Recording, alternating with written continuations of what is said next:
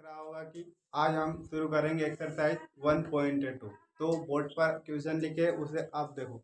जैसे कि आपने एक्सरसाइज 1.1 पढ़ी थी, उसमें पढ़ा था अपन ने कि परिमेय संख्या। परिमेय संख्या मतलब क्या होता है, इन्हें p बटे q के रूप में लिख सके और q के बराबर क्या नहीं रखना आपने को जीरो। अब जीरो क्यों नहीं रखेंगे किसी भी संख्या के बटे में? अगर आपने एक के बटे में रखा जीरो, दो के बटे में रखा जीरो, तीन के बटे में रखा जीरो, तो अगर आप किसी भी संख्या में जीरो का भाग दोगे तो उससे आपको अनंत प्राप्त होगा।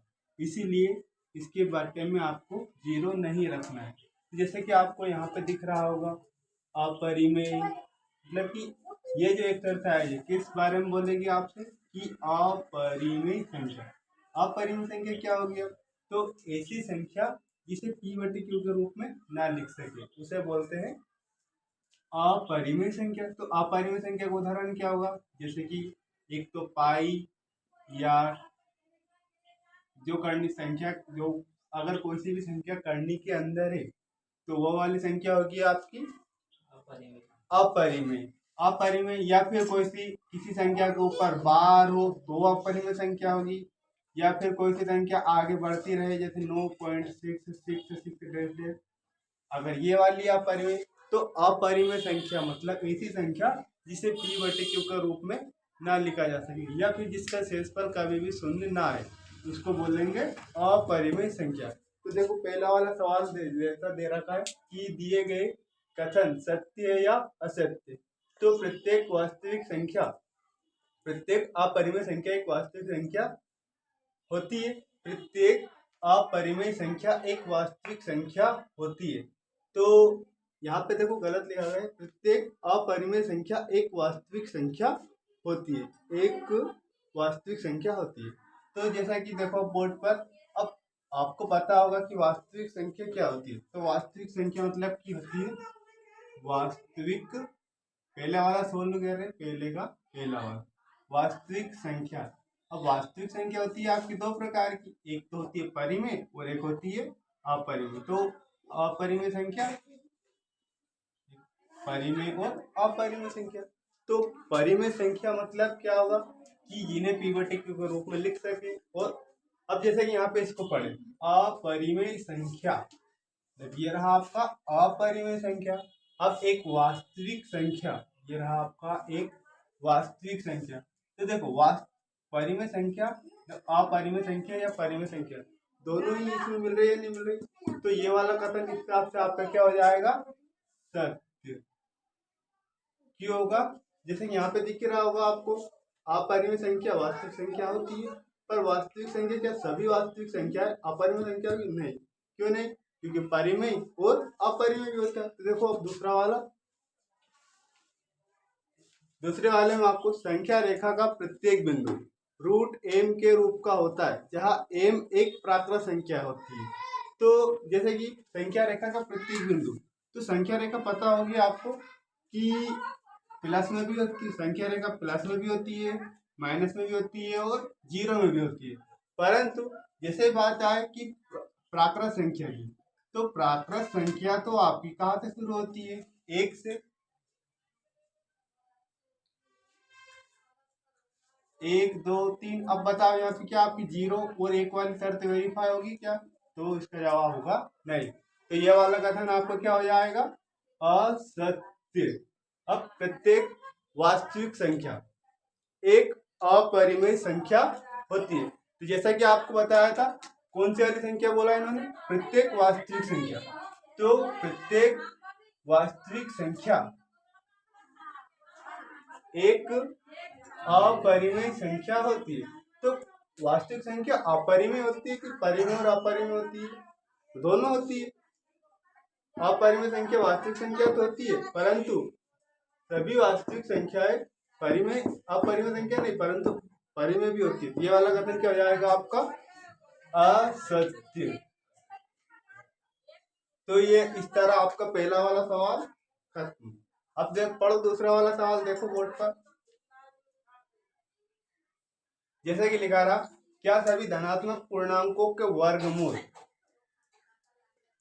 पूर्णांकों के वर्गमूल अपरिमेय होते हैं, यदि नहीं तो एक ऐसी संख्या के वर्गमूल को उदाहरण दीजिए जो एक परिमेय संख्या है।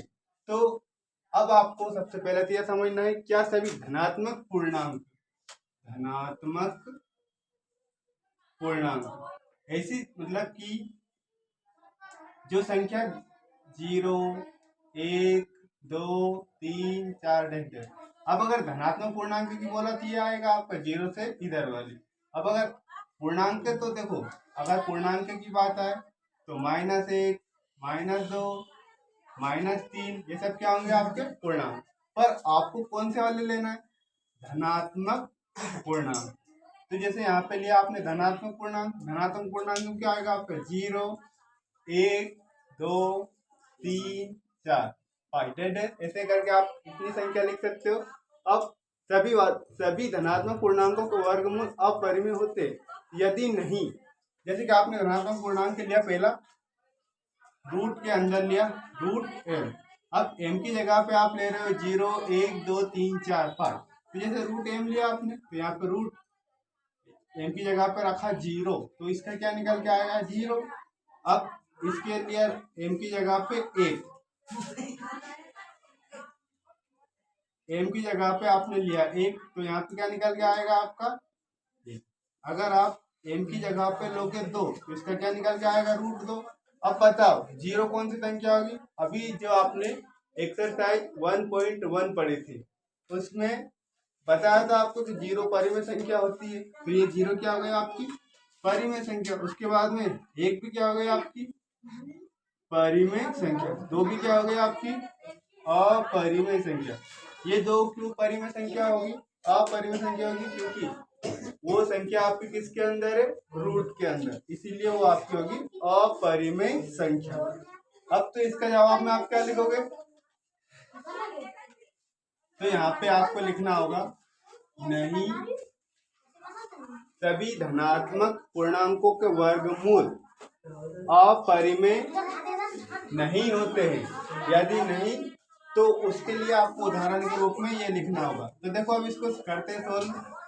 सभी धनात्मक पूर्णांक जैसे कि आपको दे रखा है √m के रूप में लिखना है, तो आपने m बराबर लिया 0, 1, 2, 3, 4 है। तो पहले लिया m बराबर 0, तो यहाँ पे लिखेंगे √0, 0, √1, m बराबर 1, तो इसका निकल के आया 1, m बराबर 2, तो इसका निकल के आएगा √2। तो यहाँ पे √2 कौन सी? ये तो आपकी हो गई परिमेय संख्या, ये आपकी हो गई परिमेय संख्या, और √2 जो आपको बाहर नहीं निकलेगी तो अपरिमेय संख्या। तो इसके जवाब में आपको क्या लिखना होगा? सभी धनात्मक पूर्णांक संख्या है, सभी धनात्मक पूर्णांकों के वर्गमूल अपरिमेय नहीं होते हैं। अपरिमेय नहीं होते क्योंकि जैसे कि आपको नीचे समझाया, इसको आपको नोट करना। अब इसके बाद में देखते हैं तीसरा सवाल। दिखाइए कि संख्या रेखा पर √5 को किस प्रकार निरूपित किया जाता है। तो अब आपको पता होगी सबसे पहले तो कि संख्या रेखा आपको धनात्मक, ऋणात्मक और 0 ये सब प्राप्त होते हैं। तो धनात्मक सबसे पहले लिया एक संख्या रेखा, ये आपके रही संख्या रेखा। इसके बीच में क्या होगा? तो संख्या रेखा के बीच में मध्य बिंदु होगा 0। फिर इसके अगर दाएं हाथ तरफ चले तो इधर आपको प्राप्त होगी पॉजिटिव, इधर अगर इसके लेफ्ट हैंड तरफ चले तो इसका आएगा आपका नेगेटिव। तो जैसे कि यहाँ पे आपका 1, 2, 3, इधर की तरफ नेगेटिव -1, -2, -3। अब यहाँ पे लिखा रहा संख्या रेखा पर √5 को किस प्रकार निरूपित किया जाता है। तो सबसे पहले आपको इसमें जैसे कि यहाँ पे अब √5 लिखा आपने, जैसे कि ये वाला सॉल्यूशन नंबर है आपका 3, सॉल्यूशन नंबर 3। तो अब √5 है, आपको पता होगा कि अगर इसको दो भागों में तोड़कर लिखे, जैसे 2 और 1 3, तो 2 का स्क्वायर और 1 का स्क्वायर कितना हो जाएगा यहाँ पे, इसको √5। तो यहाँ पे 2 का स्क्वायर 4, 1 का स्क्वायर 1, तो ऐसे लिख सकते हैं, नहीं लिख सकते √5 को। तो √5 की जगह पे सबसे पहले लिखा 2 का स्क्वायर प्लस 1 का स्क्वायर। तो आपको संख्या रेखा पर जैसे 2 आपने कौन सा लिया, पॉजिटिव, तो यहाँ से लेके यहाँ तक लिया आपने। अब आपको इसमें जरूरत पड़ेगी स्केल, चांदा, प्रकार। अब आपने OA बराबर तो लिया 2, OA बराबर 2 मात्रक। अब जैसे यहाँ पे आपका O है, यहाँ पे A। अब प्रकार की सहायता से 2 पर नुकीला सिरा रखकर इसको ऐसे काट देते हैं। अब एक 90 डिग्री का एंगल लिया इस पर, चांदे की सहायता से 90 डिग्री का इस पे कोण बनाया, ये 90 डिग्री कोण हो गया। फिर आपने जिस प्रकार ले रखा है, प्रकार को इस बिंदु पर उसका नुकीला सिरा रखेंगे, और ये जिसमें आपको दे रखा 1 इकाई, तो यहाँ पे आपको काटना रहेगा 1 इकाई का। स्केल की सहायता से नाप लेकर आपको प्रकार में लेना होगा 1 सेंटीमीटर की नाप। जैसे कि ये तो आपकी स्केल हो गई, आपको 0 यहाँ पे मिलेगा और 1 यहाँ पे, तो पेंसिल का नुकीला सिरा तो यहाँ पे और पेंसिल प्रकार का सिरा यहाँ पे, ऐसे रख के आपको इसको इधर की तरफ ऐसे घुमा देना है। तो इसको घुमाया आपने ऐसा, और फिर इसको तो ए है और उस वाले बिंदु को क्या दे देंगे, बिंदु बी। तो यहाँ से लेके यहाँ तक कितना जाएगा आपका ए। अब आपको स्केल की सहायता से एक काम करना होगा कि जो जहाँ पे आपका मिला है इस वाले बिंदु से आपका 0 वाले बिंदु को आपको मिला देना है। तो जैसे कि यहाँ पे था आपका, इससे इसको मिला दिया, तो यहाँ से लेके यहाँ तक कितना ले रखा आपने, 2। यहाँ से लेके यहाँ तक ले रखा 1। तो जैसा कि आपको बताया था, अब इसका करें अपन सत्यापन। जैसे √5 आया है आपका, अब 5 आए या ना आए, क्योंकि हम जानते हैं कि पाइथागोरस प्रमेय कब लगा सकते हैं अपन, जब अपने पास एक कोण कितने डिग्री का हो, 90 डिग्री का। तो 90 डिग्री का अगर कोई सा भी कोण है अपने पास, तो वहां पे अपन पाइथागोरस प्रमेय लगा सकते हैं।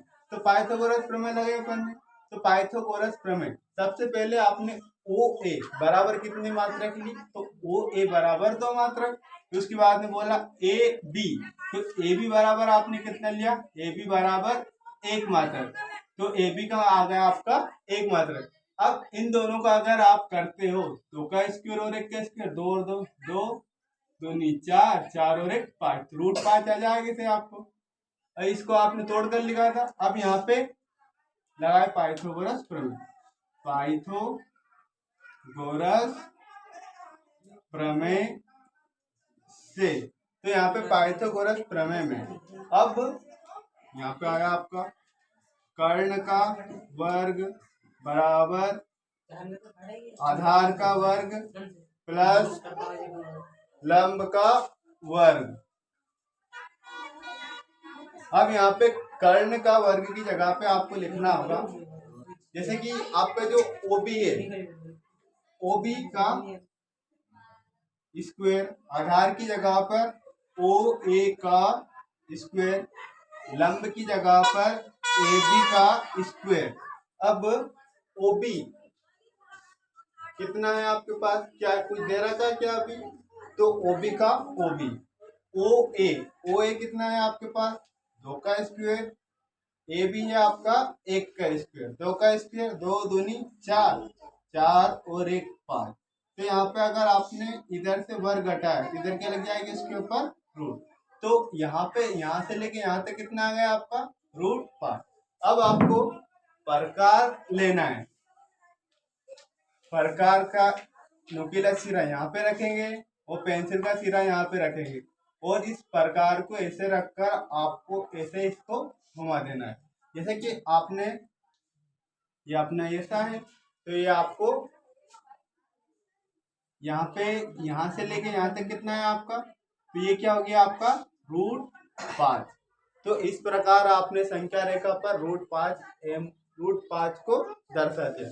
अब इसके बाद में जैसे कि आपको चौथे सवाल में यहाँ पे √2, √3, √4 को दर्शाने के लिए एक सुंदर सर्पिल प्राप्त कर सके। तो जैसा आपका तीसरा सवाल था वैसे ही होगा आपका चौथा सवाल। चौथे सवाल में आपको √2, √3 और √4 को दर्शाना है। तो बिल्कुल सेम इसी तरीके से होगा। तो अब देखो इसको आगे करते क्वेश्चन नंबर 4। अब 4 में पहला दे रखा आपका, अब क्वेश्चन नंबर 4 में सबसे पहले दे रखा √2। तो अब अगर इस 2 को तोड़कर लिखे तो 1 + 1, अगर 1 का और 1 को जोड़े तो 1 का स्क्वायर और 1 का स्क्वायर, तो यहाँ पे 1 का स्क्वायर और 1 का स्क्वायर ऐसे करके कितना हो जाएगा आपका, 1 का तो 1 और इस स्क्वायर का 1। तो अब बनाए आपने संख्या रेखा। संख्या रेखा के बीच में 0, 1, 2, इधर की तरफ -1, -2। अब ऐसा है आपके पास, तो आपका जो नीचे वाला है इसको क्या लोगे आप, OA बराबर 1 मात्रक। तो OA बराबर लिया आपने 1 मात्रक, यहाँ पे O, यहाँ पे A। अब आपको चांदा की सहायता से यहाँ पे 90 डिग्री का कोण बनाना है। तो ऐसे आप 90 डिग्री का कोण बना दोगे। फिर आप प्रकार में माप लोगे। तो प्रकार में अगर माप लेंगे तो यहाँ पे कितना आएगा आपका, जैसे कि 1 इकाई की माप लेनी है आपको, तो AB बराबर 1 इकाई। तो यहाँ पे आपने ऐसे 1 इकाई ले ली, इसको इससे काट दिया। अब यहाँ पे A, इसको हो गया आपका B, तो इसको इससे मिला दिया। तो ये आपका जैसे AB बराबर कितना लेना है आपको, 1 मात्रक, ऊपर दे रखा है ना यहाँ पे 1 मात्रक और 1 मात्रक, 1 और 1 कितना जाएगा आपका 2, √2। तो जैसे आप इसको वापस आए अपन पाइथागोरस प्रमेय, यहाँ पे इधर की तरफ पाइथागोरस प्रमेय, पाइथागोरस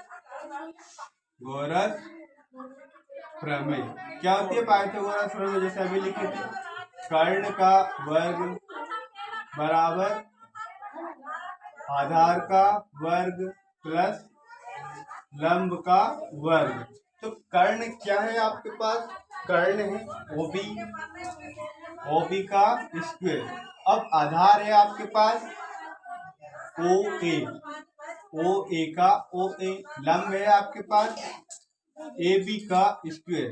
तो यहाँ पे OA की जगह पे 1 स्क्वायर, AB की जगह पे 1 स्क्वायर। तो अगर आपने जैसा कि अभी यहाँ पे देखा था 1 का 1 और इस 1 का 1 और 1 कितना आएगा आपके पास 2। तो वो भी बराबर आ गया आपका √2। तो यहाँ देखो इधर की तरफ था आपका 1 और इधर की तरफ था आपका 1, तो इसमें इसका बीच का पार्ट क्या आ गया आपका √2। अब आपको अगले स्टेप ये है कि प्रकार का नुकीला सिरा यहाँ पे, पेंसिल का सिरा यहाँ पे, इसको रखकर ऐसा कैसे ही घुमा देंगे। तो अगर आप घुमाओगे ऐसा तो यहाँ से लेके यहाँ तक की जो दूरी है, यहाँ से लेके यहाँ तक की भी होगी, तो ये यहाँ पे क्या प्राप्त हो जाएगा आपका √2। तो इस प्रकार आपका कौन सा वाला √2 को आपने संख्या रेखा पर दर्शा दिया। अब √2 के बाद में आपको अगला वाला दर्शाना होगा √3। तो अगर आपको √3 को संख्या रेखा पर दर्शाना है तो आप √3 को पहले तो आपको तोड़कर लिखना आना चाहिए।